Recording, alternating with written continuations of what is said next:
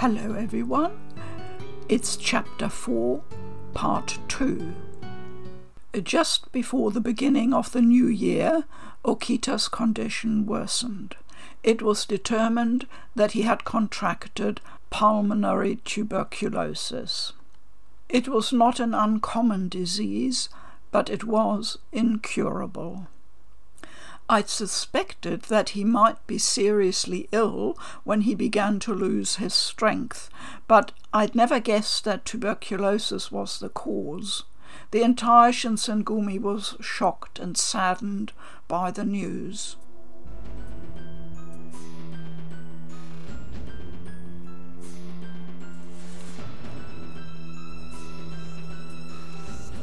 Kyoto was still on high alert. The Shinsengumi remained on standby at the Fushimi magistrate's office through the year-end celebrations. My hope that tempers would calm and the threat of war would fade lasted until 3 days after the new year. A dispute arose between the Satsuma domain and a group of shogunate troops attempting to enter Kyoto. Violence broke out and suddenly war was upon us. The shogunate army in Kyoto numbered roughly 15,000 men, while the Satsuma Choshu alliance commanded only 5,000. Victory for the shogun should have been a foregone conclusion. The Satsuma and Choshu, however, had bet their very livelihoods on this war, and determination and morale were high. Perhaps more importantly, the Satsuma had faced the British in battle, and the Choshu had faced the British, French, and Dutch. Both domains had learned modern Western tactics. Armed with only swords against the Satsuma and Choshu's rifles, the Shinsengumi were at a tremendous disadvantage. During the war, the Fushimi magistrate's office was set on fire, and the Shinsengumi had no choice but to retreat from Kyoto.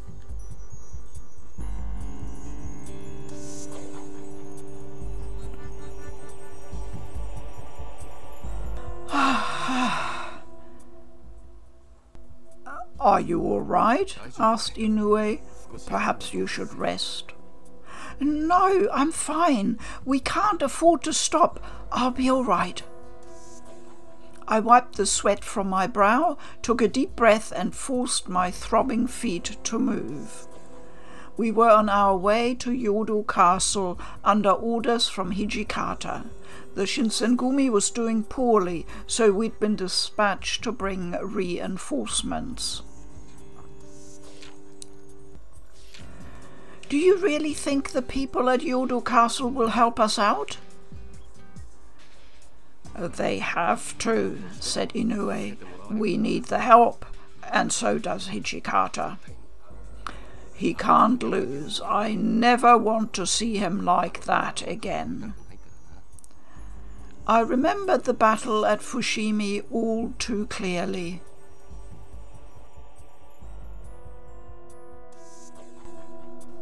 On the evening of the 3rd day of the new year, the war began. Cannons pounded the Fushimi magistrate's office, and the ground shook with each impact. "Hijikata, we can't take any more of this," said Harada. "That cannon up on the hill is tearing us apart.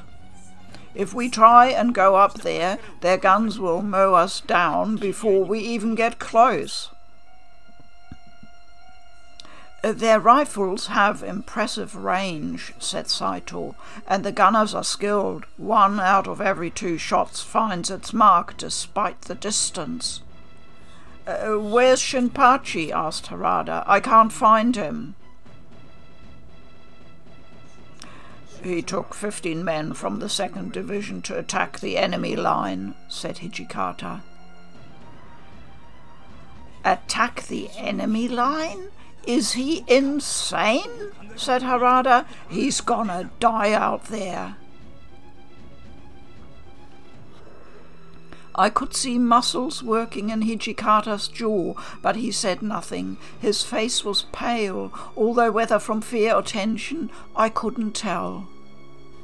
Outside, the roar of the cannons continued unabated. Just when it seemed certain that Nagakura must have perished. "Hey guys, I'm back."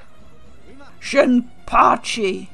Cries of surprise filled the room. "You're alive?" said Hijikata. "What? Do I look like I'm a ghost?" said Nagakura. "Go ahead and touch me if you don't believe it." He grinned as he wiped a thick smear of blood and dirt from his face. "Anyway, it's impossible to get to the enemy lines," said Nagakura. "Some Aizu guys went on ahead of us, but I heard they got pushed back too." "Commander," said Shimada, "there's nothing else we can do. Please order the retreat." His brow furrowed and he scowled furiously. "Whoa, what's this?" said Harada. "Where's the smoke coming from?" "The cannon must have set the building on fire," said Nagakura. "We need to get out of here or we're dead. Hijikata, we have to retreat." Even Nagakura's plea seemed to fall on deaf ears. "Toshi," said Inoue. Until this moment, the Shinsengumi had never known defeat in battle, but they were helpless against the firearms of the Satsuma and Choshu. The Shinsengumi was Hijikata's life. Defeat was hard to accept. After what seemed like an eternity, he let out a long, ragged sigh. "I guess this is the end," said Hijikata. "Nobody can win a war with swords and spears anymore." His knuckles turned white. There were several more minutes of tense, breathless silence before he finally looked up, his eyes burning with fury. "We're pulling back. But we haven't lost. They'll pay for this." Fury wasn't the only thing in those eyes. Behind them I could see a bitter, desperate agony.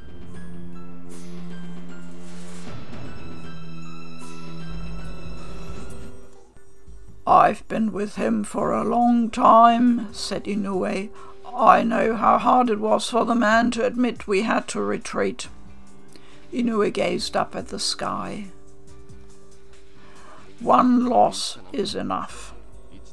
I'm not nearly as good a swordsman as Kondo." "What? No, don't say—" He interrupted me with a kind smile and continued. "But there are still ways for me to be of use to the Shinsengumi. So let's keep our hopes up, shall we?" "Okay." The Shinsengumi and Kondo and Hijikata needed my help. I had to do whatever I could.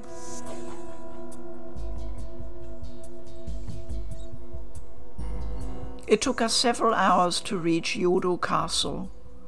Hijikata's hope was to use the castle as a new staging area where he could garrison our troops and launch ambushes from. Unfortunately, that's weird. Why are the gates closed? Do you think they're already preparing for battle? There were no guards outside the castle or indeed anywhere we could see. It was uncomfortably quiet. "No," said Inoue. He stood for a moment absently rubbing his chin in thought before finally making a decision. "We are here on the orders of the Shogun. We have come to request your help in battle against the rebels who would dare challenge this country's rightful rulers." His voice echoed out through the stillness, but no one responded. I had almost begun to think the castle was simply abandoned when... "Oh, look! There's someone in that window. Who? They've got something shiny? Get down, shouted Inoue. Huh? Inoue grabbed me by the wrist and pulled me down just as gunshots echoed from the castle walls. My eyes darted around, but there were no rebels nearby. That meant that the bullets were meant for us. What's going on? I thought the Yodo were friendly. The Yodo domain is governed by the Inaba clan. Either they've already been overrun by the rebels, or they don't want to ally with the side they think is going to lose, said Inoue. We need to get back to the men. It's dangerous to stay here. But Hijikata told us to get reinforcements from Yodo. Inoue only shook his head. It's clear by now that they're no longer our allies. The longer we stay here, the more danger I put you in. But if we leave, then what's going to happen to Hijikata? What's going to happen to the Shinsengumi? Let's just try and talk to them. If we explain what's going on, I'm sure they'll understand. I'd never seen Inoue glare at me before. That is enough. I want to go back to Toshi with reinforcements as much as you do. I felt myself wilt under his anger. But my job here was twofold, to ask for reinforcements and to protect you. If something happens to you now, then I will have failed him twice. Now, come on. There was nothing I could say. Inoue had fought alongside Hijikata since their first days in Edo before the Shinsengumi. He had undoubtedly felt even more devastated by Yodo's betrayal than I had, but he had still chosen to retreat so that he might protect me. Never before had I felt so ashamed and so helpless. There was nothing I could do.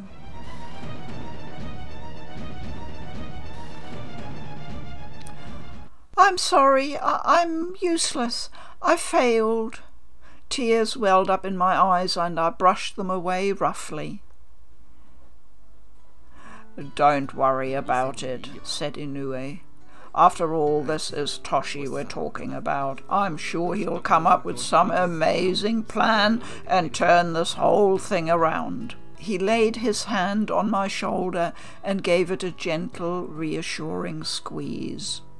I focused on the warmth of his hand and felt myself begin to calm down. Your hand is warm. It reminds me of when my father used to pat me on the head when I was a little girl. Inoue's face wrinkled as he laughed. Ah, father, huh? I guess if I'd had a daughter, she would be your age right about now, said Inoue. Oh, I'm sorry. Did I say something wrong? Oh, no, not at all. I would have been honoured to have a daughter like you. Now we should be going. I'm sure the men we left behind will get worried if we aren't back soon. Okay.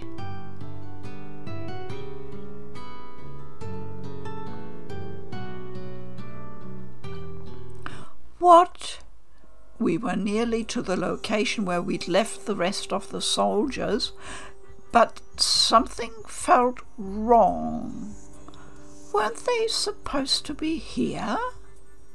Did we get lost? No, we couldn't have, said Inoue. It should be just up ahead. Then, as we rounded the corner, I noticed something lying on the ground. Inoue, there's someone over here. No, impossible. The rebels couldn't have gotten here already. He's wearing Shinsengumi blues. Could he... Stay quiet, said Inoue. We don't want to give ourselves away. I nodded. Could the Satsuma Choshu Alliance already have troops here? If they did, they were hiding them very well. Neither Inoue nor I could sense anyone nearby. No rebels, but no Shinsengumi either. Ah! Then we came around another bend in the road, and I gasped. Warriors in the blue jackets of the Shinsengumi were piled up along the road, dead where they'd fallen. And standing in the middle of this carnage, I thought these men looked familiar. You are here, said Chikage Kazama. Kazama's smile was a cruel, mocking thing. You! Why? I was so furious I could barely speak. To see what the Yodo domain had decided to do. It seems following tedious politics has at last paid off. I never thought I might find you, said Kazama. I felt his eyes on me like those of a snake staring down its prey before they shifted to take in the dead men that littered the ground around him. I thought they might entertain me until you returned, but they weren't even skilled enough to do that. Out of the corner of my eye, I saw Inoue shake with rage. Most of the men who lay dead on the ground in front of us were members of his 6th Division. And now, because I had chosen to stay with the Shinsengumi, Kazama had returned, and Inoue's men were dead. Kazama had taken their lives, and for what? I was otherwise engaged during our last encounter, Chizuru, but this time you will be leaving with me. Ah! Kazama had demonic powers that put him in a class above any mortal man. 2 skilled swordsmen working in concert might be able to hold him back, but not defeat him. Inoue and I would not be able to defeat him, nor, I suspected, would he allow us to escape. If I surrendered to him, however, then he might let Inoue leave. I stepped forward and steeled myself. "Stay back," said Inoue. Inoue moved forward to put himself between me and Kazama. "Inoue, what are you doing?" "I'm sorry, but you'll have to run for it," said Inoue. "Get back to headquarters and tell Toshi. Tell him that I apologize for my incompetence and that I hope he will forgive me for not staying with him to the end. Tell him that I don't have the words to thank him for giving a man like me the chance to be a part of something. I'll never forget what he did for me," said Inoue. "No, I can't do that. I won't just leave you here to die." I choked out a sob and blinked away sudden tears. "This man is after me," I shouted. "If I go with him, then you can live, please." Inoue's smile was bitter. "Well, well," he said, "are you suggesting I should use a girl for a shield so that I can escape? How could I call myself a warrior then? Besides, what parent wouldn't lay down their life to protect their child? No father wants to see his daughter die before he does." "But—" Inoue had finished talking, though. He turned his back to me and drew his sword. Suddenly I remembered the conversation we'd had on the way back from Yodo Castle. He told me that he was old enough to have a daughter my age. "No," I cried to myself, "that doesn't mean he has to do this. How could he throw his life away?" "Please, Inoue, run!" I screamed and pleaded, but his back didn't move. "Finished with your farewells," said Kazama. "Then I'll give you a chance to take her up on her offer. Go on, run." Kazama let his hand fall from the hilt of his undrawn sword. "Yeah!" shouted Inoue. Inoue launched himself at Kazama and swung his sword down in a wide arc toward the demon's neck.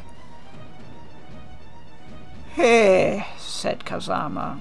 Kazama's sword slithered out of its scabbard too fast for the eye to follow. His hand simply blurred and the tip of his blade emerged from Inoue's back. "Ah," said Inoue. Blood bubbled out between his lips. "Inoue!" He fell to his knees, the deep red stain rapidly devouring the light blue of his jacket. Kazama's eyes flickered like sparks and he bent down to whisper to Inoue. "Is something the matter, human? Aren't the men I just slaughtered your subordinates? Don't you want to take revenge for them? I understood warriors put great stock in avenging the deaths of their comrades in arms." Inoue glared back at him with white-hot rage and leapt to his feet. "Yeah!" he shouted again. He lashed out furiously at the demon, blood splattering onto the ground beneath him. "Ah," said Kazama. He simply laughed and stepped easily around Inoue's swinging sword. I didn't even see him strike. There was only the momentary flicker of sunlight on a blade, and blood erupted from a gash across Inoue's chest.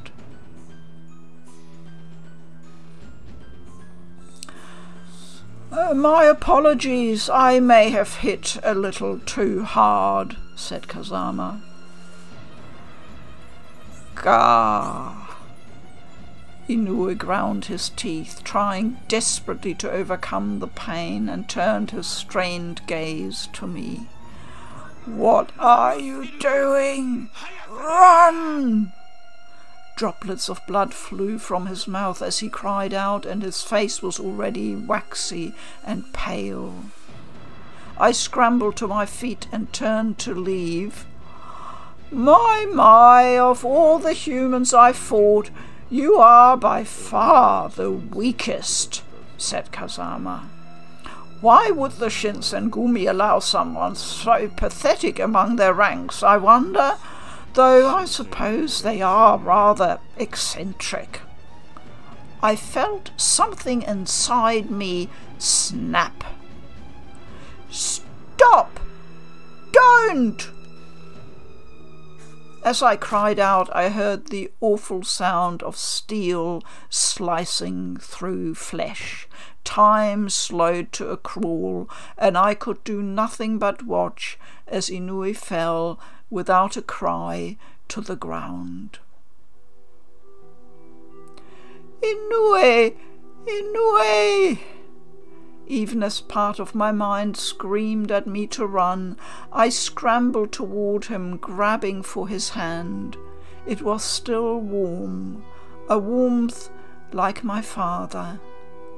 But Inoue's eyes no longer saw, his ears no longer heard.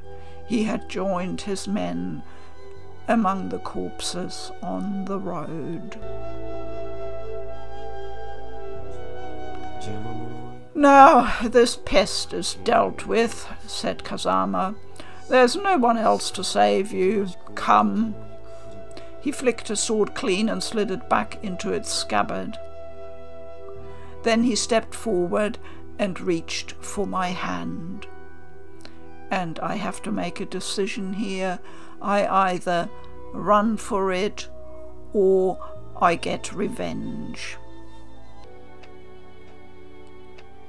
And considering Chizuru's state of mind, I'm going with the probably not very rational decision to get revenge, because that reflects what she feels like at the moment, I think. But I have obviously taken the precaution of keeping a save file at this point, because I expect I will need to return and take the other route later. So don't worry, you will see every option and every part of the story. So right now we're going to get revenge, or we will try.